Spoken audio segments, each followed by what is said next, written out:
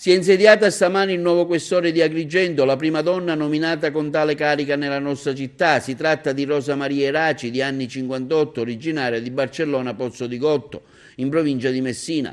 La Eraci è in polizia da 30 anni, è stata finora capo della Polizia Ferroviaria del Lazio e in precedenza ha diretto anche la Digos e l'ufficio prevenzioni della questura di Reggio Calabria e alla Volanti delle questure di Messina. Ha svolto anche il ruolo di vicario alla questura di Enna. Il neoquestore sostituisce Maurizio Ariemma, che ha preso servizio oggi presso la questura di Bergamo. La Eraci si è mostrata felicissima di ritornare a lavorare nella sua terra, essendo siciliana nel profondo del suo essere. Come ha dichiarato durante la conferenza stampa di presentazione svoltasi oggi: amo la Sicilia e spero di dare un contributo alla mia terra, anche se non conosco il territorio.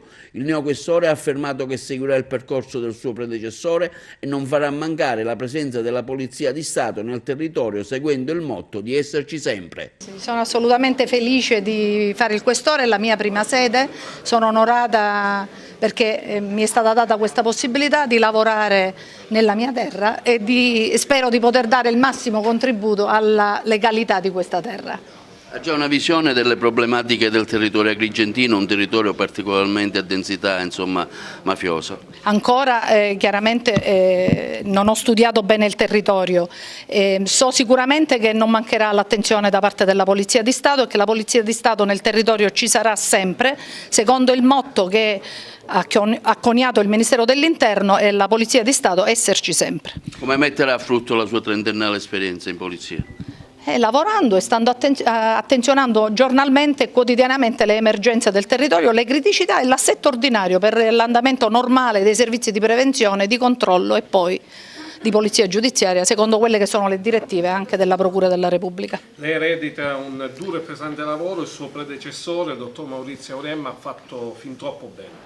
Sì, sono assolutamente contenta di succederlo perché so che ha fatto un ottimo lavoro sul territorio che spero di poter continuare nella esatta dimensione in cui l'ha fatto il predecessore.